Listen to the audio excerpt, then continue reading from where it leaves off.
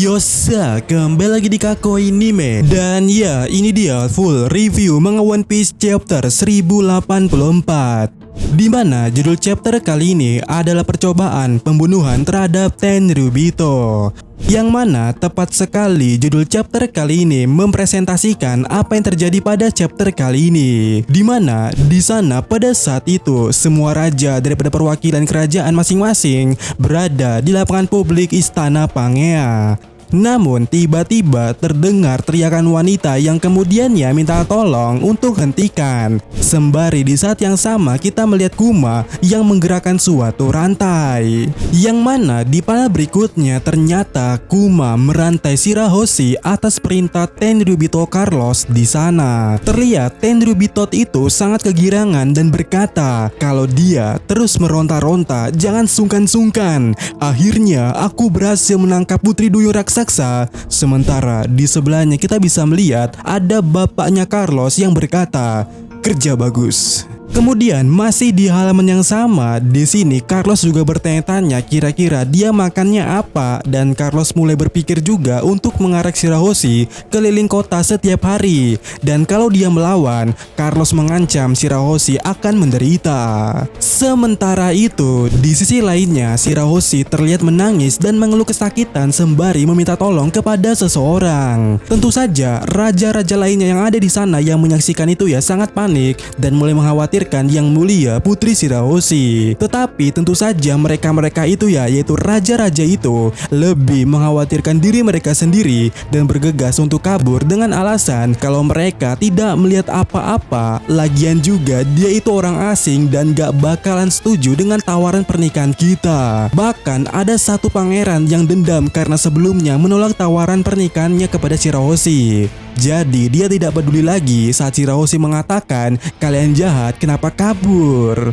Tetapi kemudiannya di panel berikutnya kakak tertua daripada Shirahoshi muncul dan bergegas untuk menyelamatkan Shirahoshi. Dimana di sini kakak tertua itu mengatakan minta maaf kepada Shirahoshi dan juga mengatakan ayo pulang dan tak akan pernah datang ke tempat busuk ini lagi. Dimana gerakan kakak tertua ini diikuti dengan kakak-kakak lainnya dan langsung mengarah untuk menyerang Carlos. Tetapi Carlos memerintahkan Kuma untuk menghabisi Krojo itu. Dan ya, Kuma dengan lasernya di mulutnya itu ya, dengan beamnya langsung menembakkan kepada tiga saudara itu hingga terpental. Tetapi tiga saudara itu tidak menyerah sambil mereka juga prihatin terhadap Kuma yang menjadi budak Tenryubito. Tapi di sini ya Carlos terus memberikan perintahnya untuk Kuma menghabisi semuanya. Siapa peduli dengan keluarga kerajaan? Lagian mereka juga hanyalah ikan.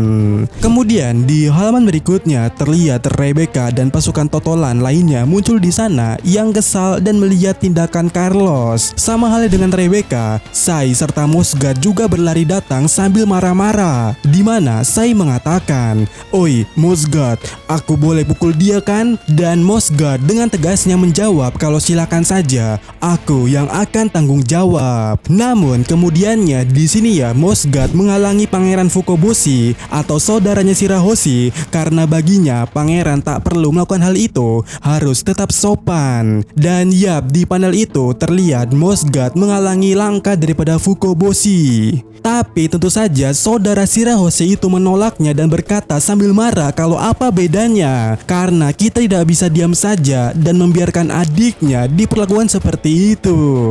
Tetapi di sini Mosgard mengatakan kepada saudara Shirahoshi itu kenapa dia mengizinkan Sai melakukannya, sebab mereka lebih mudah untuk kabur. Mereka tak punya negara yang harus dicemaskan karena mereka adalah bajak laut. Dan wus, kita melihat Leo dan Sai meloncat dan memutar sambil melancarkan tekniknya secara bersamaannya, yang mana Leo dengan teknik Totanta Tail Hammer sementara Sai dengan teknik rahasia Hosoken Drill Dragon Net. tunnel. Yang mana secara bersamaannya mereka berdua melancarkan serangan itu tepat ke arah kepala Carlos dan boom. Serangan itu ya membuat Carlos gepeng dan terbenam ke tanah layaknya paku yang dipalu. Tentu saja melihat itu ya semua orang panik, sementara di sisi lainnya Kuma membidik Sai dan Leo dan siap menembaknya. Namun di halaman berikutnya terlihat Morley secara tiba-tibanya muncul dari dalam tanah dan menghentikan langkah Kuma dengan memeluknya dengan erat sambil berkata untuk berhenti membuli Kuma. Kuma-chan, kau tak perlu mendengarkan perintah siapapun lagi, oke? Ayo kita pulang bersama. Yang mana kemunculan Morley ini ya membuat semua orang terkejut, dan dari beberapa orang di antaranya mereka menyadari kalau itu adalah Morley dari pasukan revolusioner. Tetapi di saat-saat kericuan itu ya, Gagak Karasu muncul di sana dengan mengatakan sesuatu kepada Morley kalau dia sudah mendapatkan kunci yang diberi oleh Sabo. Yang mana Morley langsung paham dan langsung bergegas untuk turun bersama Karasu dan juga Kuma dengan mengatakan, "Ayo kita turun, Karasu." Sementara itu, situasi di sana tampak kacau dengan gepengnya Carlos di sana akibat percobaan pembunuhan yang dilakukan oleh Sai dan Leo terhadap Tenryubito itu, seperti judul chapter kali ini. Dan ya, untuk pasukan revolusioner di sini telah mendapatkan kunci yang dibutuhkan, di mana kunci itu didapatkan oleh Sabo sebelumnya, yang mana Sabo berada di suatu ruangan di dalam kastil Pangea, daerah Tanah Suci Marijoa. Terlihat di sana Sabo membantai sejumlah prajurit penjaga dengan teknik merah-merah nominya. Namun di saat itu dia dikejutkan dengan Bone yang tiba-tiba nongol sambil nyengir dan berkata, "Kau Sabo kan?" Dan kemudian Bone mengatakan kalau dia merasa sebenarnya Sabo juga mengincar atau mengejar hal yang sama dengannya. Jadi kita skip saja basa-basinya. Dimana di halaman berikutnya dari situ ya kita melihat atau terlihat keduanya berlari di koridor ruangan itu. Sembari situasi mereka telah diketahui oleh penjaga kalau ada seseorang yang telah masuk dan mencuri kunci rantai leher para budak. Sementara itu di sini Sabo cukup kaget mengetahui kalau Kuma ternyata punya seorang putri, dan di sini Bone menanggapinya kalau dirinya selalu berusaha menjaga jarak dari kegiatan pasukan revolusi. Dan kemudian Bone menegaskan kalau dia sangat tahu Sabo dapat dipercaya, dan kemudiannya Bone mempercayakan penyelamatan Kuma, yaitu ayahnya Bone, kepada pasukan revolusioner. Namun di panel berikutnya terlihat Gagak Karasu muncul di sana dan Sabo menyerahkan kunci yang barusan dia curi kepada Karasu, dan Sabo mengatakan kalau misi telah sukses. Kemudian berpesan kepada Karasu untuk menyuruh Morley menyelamatkan Kuma dan yang lainnya. Kemudian setelah itu langsung kembali ke markas besar secepat mungkin setelah mereka semua bebas. Dan di sini Karasu mengerti atau mengokekannya, namun Karasu juga bertanya bagaimana dengan dirinya, yaitu Sabo, dan Sabo mengatakan kalau dia akan menyusul nanti. Nah, kemudian di panel berikutnya Sabo bertanya-tanya kepada Bone apa rencana selanjutnya, dan Bone mengatakan kalau dia akan menuju Egghead untuk mencari Vegapunk sebab dirinya punya cara untuk mengembalikan ingatan Kuma. Namun jika tidak bisa, dimana belum Bone selesai berbicara di sini ya, prajurit menemukan mereka dan Sabo menyadarinya, dan kemudian Sabo menggendong Bone menuju langit-langit koridor di ruangan itu yang mengecoh prajurit di sana. Di mana salah satu prajurit mengatakan kalau mereka kabur karena mereka melihat legenda ruangan hantu. Yang mana Sabo yang mendengarnya bertanya-tanya akan hal itu dan kemudian sepertinya merasa tertarik dengan ruangan itu.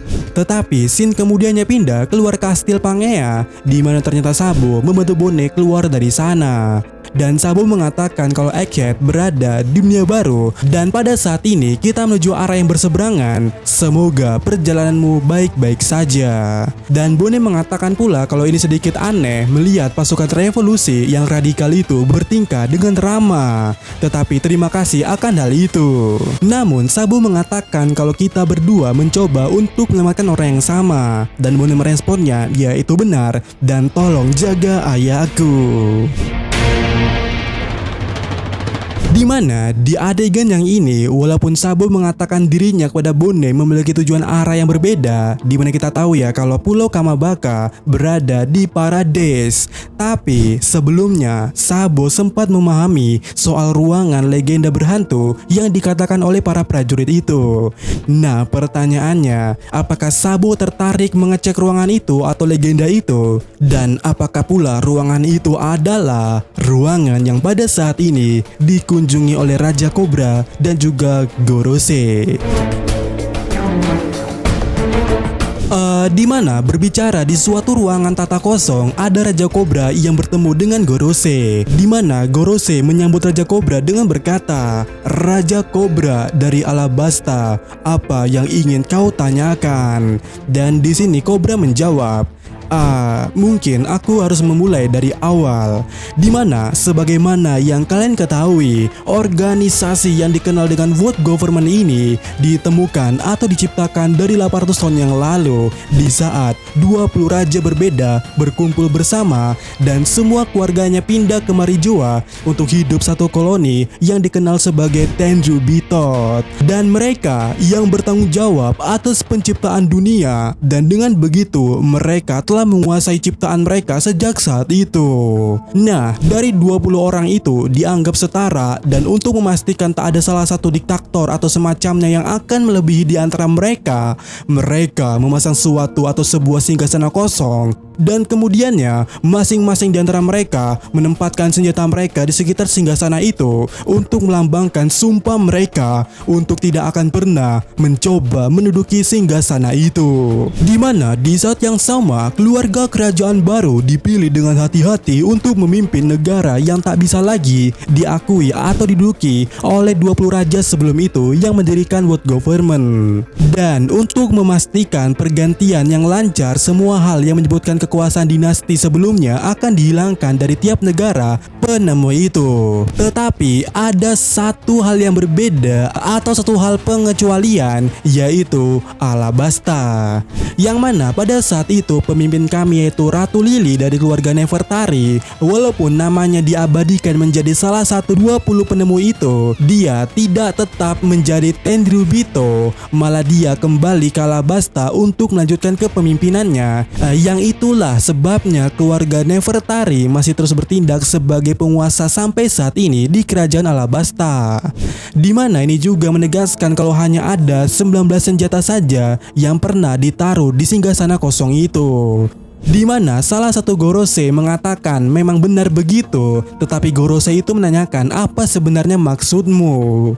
Dimana di sini ya Cobra mulai mempertanyakan maksudnya, yang mana Cobra mengatakan, "Aku sudah meneliti semua naskah kuno yang berada di kerajaanku, tetapi sejauh yang ku tahu semua naskah itu mencatat periode setelah abad kekosongan. Dan setiap naskah itu pula memiliki satu hal yang pasti, kalau nama sang ratu tak pernah disebutkan sekalipun. Tampaknya Ratu Lily tak pernah berhasil sampai ke Alabasta, dan beban memimpin negara itu jatuh pada saudara laki-lakinya. Dan pertanyaannya adalah, apakah kalian tahu ataukah kalian punya catatan akan bagaimana nasib sebenarnya Ratu Lily?" Dimana mendengar perkataan Cobra di sini, Saturn terlihat menanggapinya, dimana sembari kita melihat Yaim sama di suatu ruangan yang terdapat denden musi ikut mendengar percakapan antara Gorose dan juga Cobra. Yang mana di sini Saturn mengatakan kalau jujur saja 800 tahun yang lalu itu adalah waktu yang sangat lama. Memang benar adanya kalau dari 20 kerajaan itu keluarga Nefertari tidak bergerak di sini. Namun diyakini kalau sang ratu kembali ke negaranya setelah keputusan itu. Maaf, tapi sayangnya detail soal tujuan dan perjalanannya pada saat itu telah hilang dalam sejarah, dan kami sama sekali tidak tahu akan hal itu. Dimana mendengar itu ya, Cobra kemudiannya sempat terdiam tanpa kata-kata. Yang kemudiannya Cobra mengalihkan pertanyaannya dengan menanyakan, "Kalau begitu, apa arti dari inisial D?" Tentu saja ketika Cobra bertanya itu, 5 Gorosei kaget dan salah satunya mempertanyakan kenapa kau bertanya seperti itu. Dan di sini ya Cobra menjelaskan yang membuat Gorosei ketar-ketir kalau sebenarnya ada surat pendek yang ditulis oleh sang ratu yang telah juga diwariskan dari turun-temurun di berbagai generasi di kerajaan kami. Dan ya, surat apakah itu? Tetapi jika kita berbicara soal surat, ya surat warisan. Dan di saat yang sama Cobra menanyakan soal arti inisial D. Apakah ini berhubungan dengan teori yang pernah kita bahas dahulu, kalau D itu sebenarnya adalah draft yang memiliki maksud wasiat atau surat wasiat. Dan untuk masalah ini kita akan membahasnya di next video dengan topik yang lebih fresh lagi tentunya. Kemudian kembali ke sini lagi, di mana ini merupakan halaman terakhir pada chapter kali ini. Terlihat Im Sama tiba-tiba naik tangga, sementara Gorosei mengatakan, Im Sama yang agung, Raja Cobra masih ada di sini. Di mana di saat yang sama ya Raja Cobra terkejut melihatnya, sementara Im Sama mengatakan sepatah kata, yaitu mengatakan Lily. Dan kemudiannya dia duduk di singgasana itu. Dan chapter kali ini ditutup dengan komentar editor yang mengatakan, tanpa keraguan Im Sama langsung duduk di atas singgasana itu. Dan ya, untuk minggu depan libur.